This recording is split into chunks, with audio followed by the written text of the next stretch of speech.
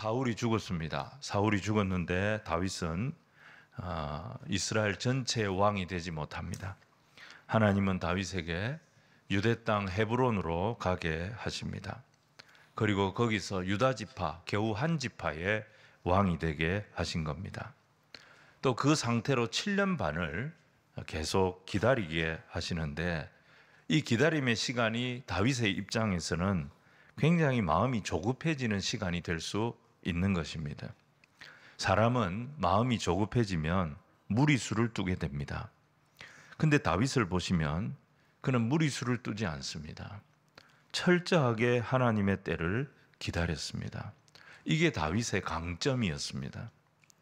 이 7년 반 동안 사무엘서를 보면 과연 다윗이 무엇을 하며 시간을 보냈을까 궁금한데, 다윗이 한 일이 뭔가 오늘 말씀을 보시면 다윗은 헤브론에서 아들 6을 낳았다, 그렇게 나와 있습니다. 2절부터 5절의 내용인데요, 다윗이 여러 아내들을 두고 거기서 6아들, 각기 배다른 아들들입니다. 이 6아들을 낳은 게 무슨 자랑거리라고 사무엘서가 이렇게까지 자세하게 기록하고 있는 걸까? 과연 다윗이 유다 지파의 왕으로 7년 반을 통치하면서 한 일이 자식 6명 낳는 것 외에는 한 일이 없었을까? 그렇지는 않았을 거 아닙니까? 근데 이것만 기록해둔 목적이 뭐겠습니까, 여러분? 여기서 우리가 주목할 것이 이 아들들의 이름들입니다. 첫째 아들은 암논입니다. 신실하다, 이런 뜻인데, 하나님은 신실하신 분이야, 이 고백이 담긴 이름입니다.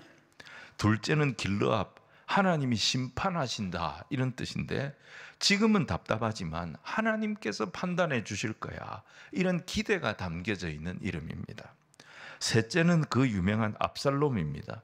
내 아버지는 평강이시다, 이런 뜻인데, 하나님은 내게 평강을 주실 거야, 이런 소망이 담겨져 있는 이름입니다.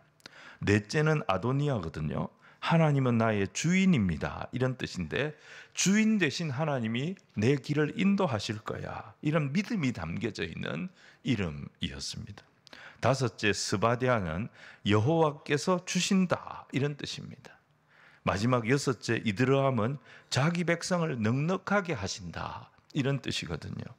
7년 반 동안 낳았던 자식들의 이름을 하나하나 살펴보면 다윗이 이 7년 반의 세월을 어떤 마음으로 기다렸는가, 그가 하나님을 바라보며 어떤 믿음으로 이 7년 반을 참았는가, 이것을 알게 되는 거예요.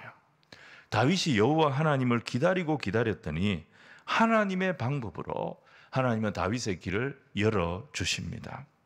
그러니까 헤브론에서 이 답답한 7년 반을 이겨낸 다윗의 영성을 한마디로 요약하면 어떤 영성이라고 말할 수 있느냐?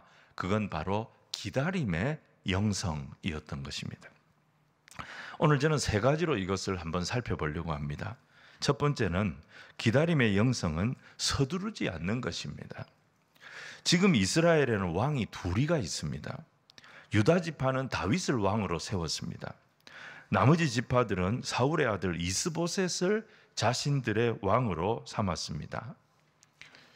그러니까 이 사울 가문과 다윗 가문이 지금 계속 부딪히고 있는 것이죠.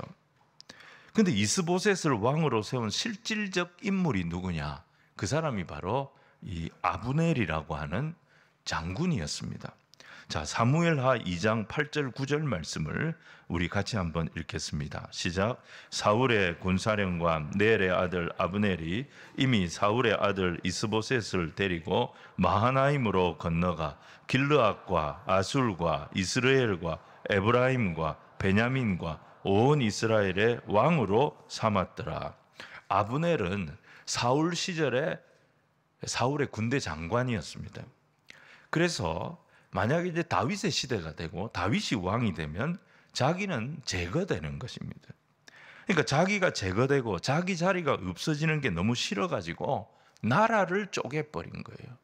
나라를 분열시키고 사울의 아들을 임의로 왕으로 임명해버린 것입니다. 추대한 거죠. 그러니까 사울 집안의 실권자는 이스보셋이 아닙니다. 그 배후에 있었던 이 아브넬이 실세였습니다.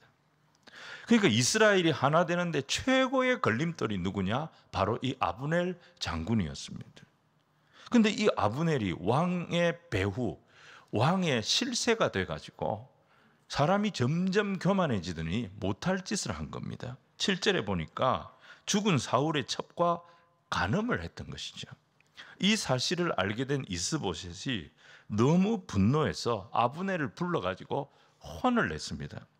그러자 아브넬은 어떻게 나옵니까? 네가 누구 덕에 왕이 됐는데 하면서 오히려 이스보셋에게 큰 소리를 쳤던 것입니다.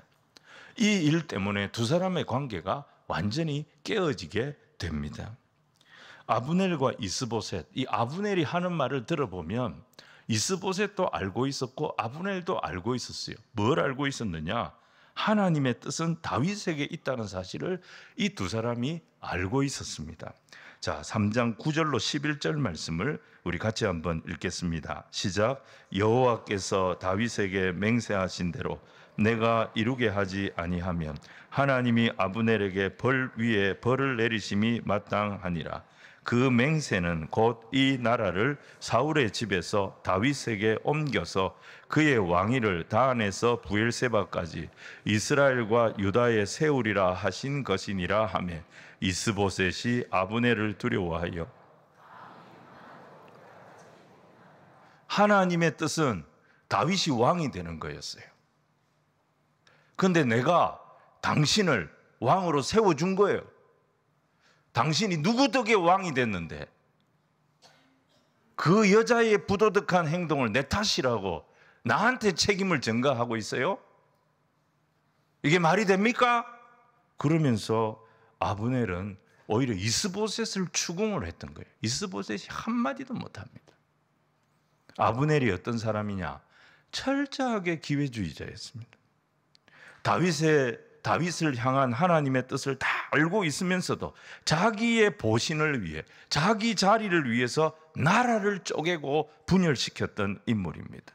그러다가 자기가 세운 왕하고 불편해지니까 이제는 어떻게 하느냐? 하나님의 뜻을 덜먹거리면서 다윗 편에 서야 되겠다, 이런 소리를 하는 것입니다. 정말 가증스러운 이런 모습을 아브넬에게서 보는 거예요. 근데 생각을 해보면 지금 아브넬이 하고 있는 일들은 어쩌면 다윗이 해야 할 일들을 아브넬이 하고 있는 거죠. 아브넬은 좋은 의도로 하는 게 아닙니다. 지금 열심히 자기가 살 길을 찾기 위해서 이 일을 하는 건데, 시야를 넓혀보면 이 아브넬이 하는 일이 다윗의 나라를 세워가시는 하나님의 일을 대신하고 있었던 것입니다. 그러니까 다윗도 아브넬도 이스라엘의 장로들도 무슨 베냐민 지파도 다 어디 안에 있는 겁니까? 하나님의 오이코노미아, 하나님의 구원의 경륜 안에서 일하고 있었던 것입니다. 다윗은 답답했을 겁니다. 7년 반의 세월이 정말 답답한 시간이었을 것입니다. 하나님이 왜 나를 이 헤브론으로 보내셨을까 이해하기 힘든 시간이었을 겁니다. 하지만 다윗은 하나님의 경륜, 여기에도 하나님의 뜻이 있다, 이것을 믿고 겸손하게 하나님의 때를 기다리며 서두르지 않았습니다. 그 가운데서 사람 위에, 권력 위에, 군대 위에, 이 세상을 주관하는 것 같은 모든 힘 위에 역사하시는 하나님의 열심, 하나님의 계획, 하나님의 놀라운 경륜을 보는 하나님의 백성으로 다윗은 성장하고 있었던 것입니다. 오늘 두 번째, 기다림의 영성은요, 끝까지 기본을 지키는 것입니다. 유진 피터슨이 쓴 이 다윗에 관한 책이 있습니다. 그게 현실에 뿌리 내린 영성이라는 책입니다. 근데 이 책을 읽어보면 이런 내용이 있습니다. 다윗의 주변에는 다 좋은 사람들만 있었던 것이 아닙니다. 요나단, 아비가일 같은 그런 좋은 사람들만 있었던 것이 아니라 다윗이 감당하기 너무 힘든 사람들도 있었습니다. 그들이 누구냐? 대표적인 인물이 스루야의 아들들이었습니다. 스루야의 세 아들 요압, 아비세, 아사헬, 이 세 명이 다윗에게는 참 큰 부담이 되는 인물이었어요. 스루야가 누구냐면 다윗의 누이였습니다. 그러니까 이 스루야의 세 아들은 다윗에게는 조카들이었어요. 이들은 다윗의 혈육이었습니다. 다윗이 어려울 때 다윗을 도왔던 신복 부하였고, 다윗이 여기까지 오는데 1등 공신이라고 할 수 있는 인물들입니다. 근데 이들은요, 자기들이 충성한 만큼 다윗을 또 이용해 먹는 사람들이었습니다. 다윗에게는 나라를 세우는데 꼭 필요한 인물이기도 했지만 정말 부담스럽고 골치 아픈 일을 하는 인물들이 바로 이 스루야의 아들들이었습니다.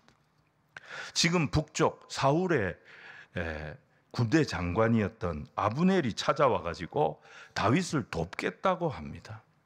그의 의도가 물론 불손한 점이 있지만 다윗은 통일을 위해서, 나라를 하나 되게 하기 위해서 지금 아브넬을 품으려고 하고 있습니다. 그런데 요압은 그걸 용납을 못합니다. 그 이유가 뭐냐? 표면적으로는 2장 12절 이후에 기브온에서 전쟁이 일어났을 때 자기 막내 동생 아사헬을 이 아브넬이 죽였습니다. 자기에게는 개인적으로 원수입니다, 아브넬이. 그 원수가 이제 와서 다윗을 돕겠다고, 유대를 돕겠다고 나섰고, 다윗은 그 아브넬을 위해서 지금 잔치를 베풀고 그를 막 축복하고 편안하게 돌아가게 도와주고, 이게 요압은 너무너무 못마땅했던 것입니다. 그래서 돌아가는 아브넬을 다시 조용히 불렀습니다. 아브넬은 다윗이 자기를 부르는 줄 알고 요압을 따라갔다가 암살을 당하게 됩니다. 아브넬이 죽은 겁니다. 다윗의 의도가 뭡니까? 피 흘리지 않고 이스라엘 12지파가 하나가 되는 것입니다. 피 흘리지 않고 이스라엘을 통일시키는 것이 다윗의 의도였습니다. 그래서 지금 적이지만, 불손한 의도가 있기는 있지만 자기를 도우려고 하는 사람들을 다 품으려고 했던 것입니다. 그런데 요압은 그걸 이해를 못했습니다. 자기 동생 아비새와 함께 나서가지고 적장 아브넬을 죽여버린 것입니다. 왕은 지금 앞에서 평화를 말하고 있고 하나됨을 말하고 있습니다. 근데 그 왕의 신복 부하라고 하는 사람이 뒤에서 적장을 살해해버린 것입니다. 이런 사람이 다윗의 측근에 있었던 것입니다. 다윗이 이 아브넬의 장례를 치르면서 아브넬을 애도하면서 그 뒤에 이런 고백을 합니다.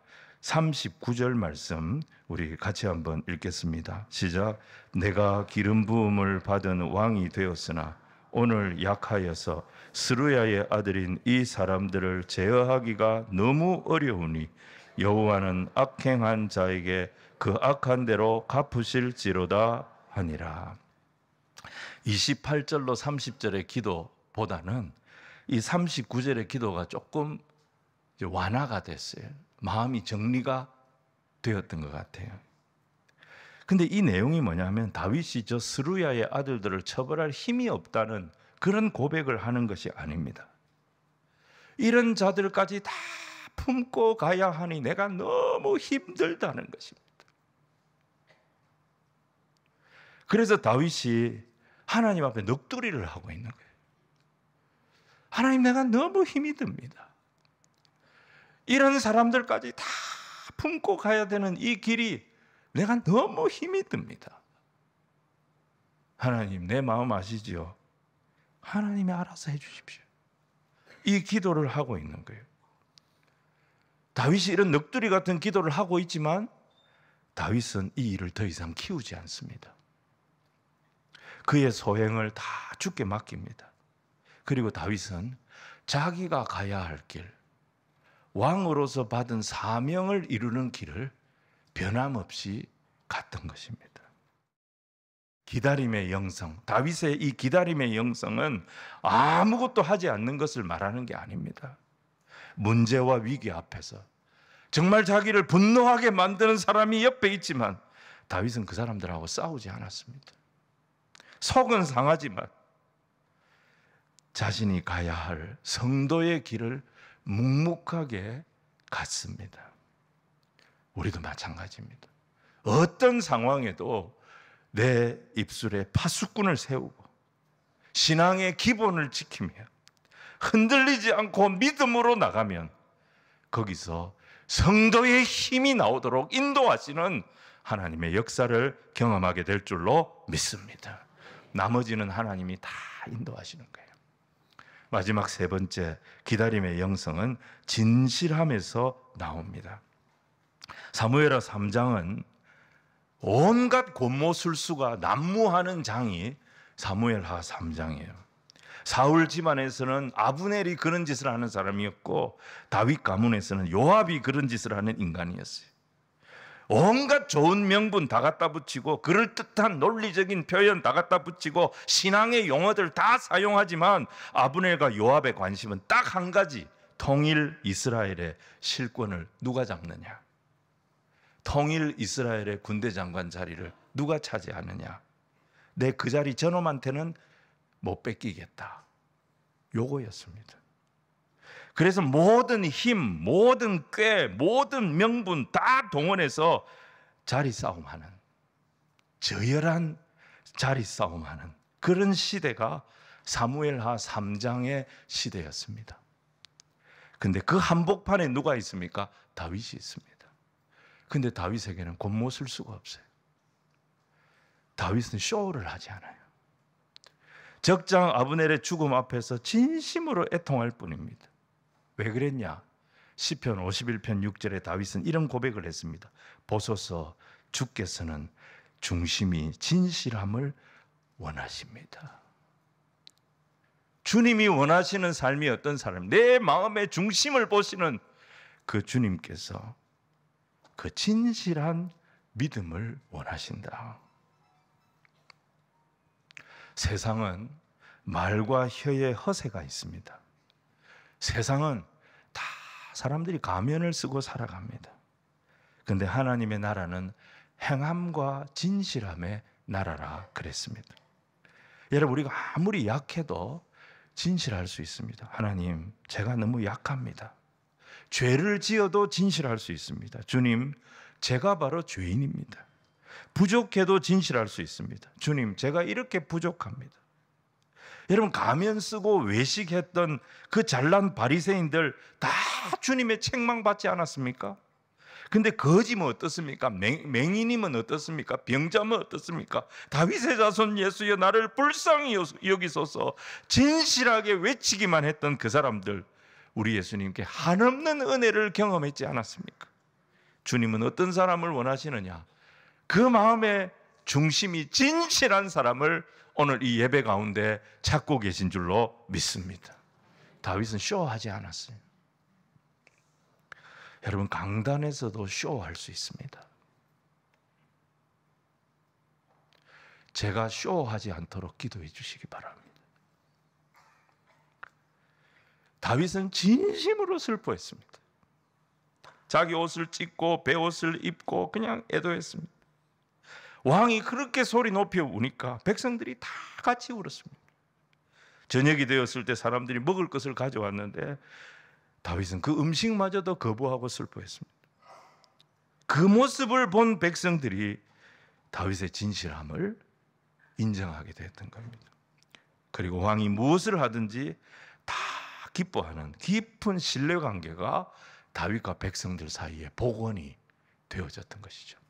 자, 우리 35절로 37절을 같이 한번 읽겠습니다. 시작. 석양에 뭇 백성이 나와 다윗에게 음식을 권하니 다윗이 맹세하여 이르되 만일 내가 해지기 전에 떡이나 다른 모든 것을 맛보면 하나님이 내게 벌 위에 벌을 내리심이 마땅하니라 하며 온 백성이 보고 기뻐하며 왕이 무슨 일을 하든지 무리가 다 기뻐하므로 이날에야 온 백성과 온 이스라엘이 넬의 아들 아브넬을 죽인 것이 왕이 한 것이 아닌 줄을 아니라. 결국 다윗의 진실함이 소문을 이긴 거예요. 의혹을 이긴 거예요. 진실함에는 뭐가 있냐? 생명이 있습니다. 사망은 생명을 삼키려고 합니다. 사망이 아무리 생명을 삼켜도 생명은 사망을 뚫고 승리합니다. 마태복음 13장 33절 천국 비유에 이런 비유가 있습니다. 천국은 마치 여자가 가루 서말 속에 갖다 넣어 전부를 부풀게 한 누룩과 같으니라. 누룩은 적은 누룩입니다. 양이 많지 않습니다. 이 적은 누룩 위에 가루 서말의 밀가루가 부어졌습니다. 가루 서말의 누룩이 삼켜진 것입니다. 보이지도 않습니다. 근데 그 적은 누룩이 어떻게 합니까? 자기를 삼킨 가루 서말을 다 변화시켜 버립니다. 이게 천국의 힘이라는 것입니다. 그래서 교회가 세상을 이기는 것은 힘을 키우는 게 아닙니다. 교회가 세상을 이기는 것은 수를 늘리는 것이 아닙니다. 세상을 윽박지르는 것이 아닙니다. 그렇게 해서 세상을 못 이깁니다. 우리에게 뭐가 있습니까? 하나님이 주신 진리의 말씀이 있습니다. 이 진리의 말씀에는 생명이 있습니다. 죄도 죽음도 지옥 권세도 감당할 수 없는 영원한 생명, 영원한 소망이 하나님의 약속의 말씀에 있는 것을 믿으시기를 바랍니다. 이것을 믿는 믿음의 진실함을 가지고 살다가 세상이 우리를 삼키면 그냥 먹히는 겁니다. 오른밤 치면 왼밤을 돌려대는 것이 먹히는 겁니다. 속옷을 달라 하면 겉옷까지 벗어 줘버리는 것이 먹히는 겁니다. 오리를 가자고 하면 심리를 가주는 것이 먹히는 것입니다. 바보같이 사는 거죠. 분명히 먹혔어요. 세상에 먹혔다고요. 근데 변화가 일어납니다. 세상이 감당할 수 없는 변화가 일어납니다. 다윗이 바로 그런 인물이에요. 다윗은 왕입니다. 근데 신하인 요압의 혈기에, 신하인 요압의 권모술수에 지금 다윗이 먹힌 거 아닙니까? 백성들의 불신, 백성들의 손가락질, 온갖 헛소문에 다윗이 지금 먹힌 거 아닙니까? 근데 어떻게 됩니까? 먹힌 다윗이 그 속에서도 계속 진실했더니 결국 자기를 오해했던 백성들이 변화가 돼버린 거예요. 하나님의 아들 예수님이 이 세상에 오셔서 십자가에 달리셨습니다. 하나님의 아들이 십자가에 달렸다는 것은 하나님의 아들이 세상에 먹힌 거 아닙니까? 어떻게 이런 일이 있을 수 있습니까?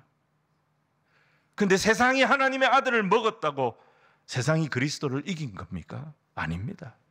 예수님의 보혈이 이 어두운 세상을 이겼고 오히려 세상을 변화시키고 세상을 구원해내는 축복의 통로가 되셨던 것입니다.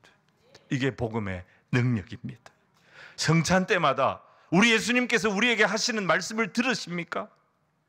이 떡을 먹으라, 이 잔을 마시라 말씀하시는 그 예수님의 명령을 듣고 계십니까? 떡을 먹고 잔을 마심으로 예수님이 우리에게 먹히는 거 아닙니까? 근데 주님은 내 속에서 오늘도 나를 변화시키고 계십니다.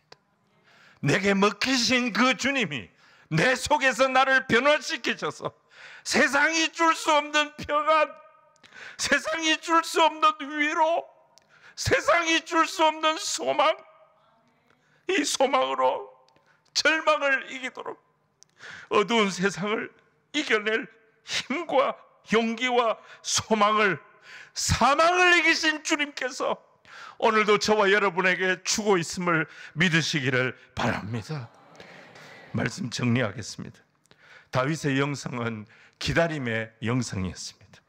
기다려서 통일을 이루었고 기다려서 승리했습니다. 그런데 기다린다는 것은 아무것도 하지 않는 게 아닙니다. 다윗은 조급하지 않았습니다. 다윗은 서두르지 않았습니다. 그리고 그는 끝까지 신앙의 기본을 지켰습니다. 감정이 앞서서 선을 넘는 말이나 행동을 하지 않았습니다. 그리고 하나님과 사람 앞에 진실했습니다.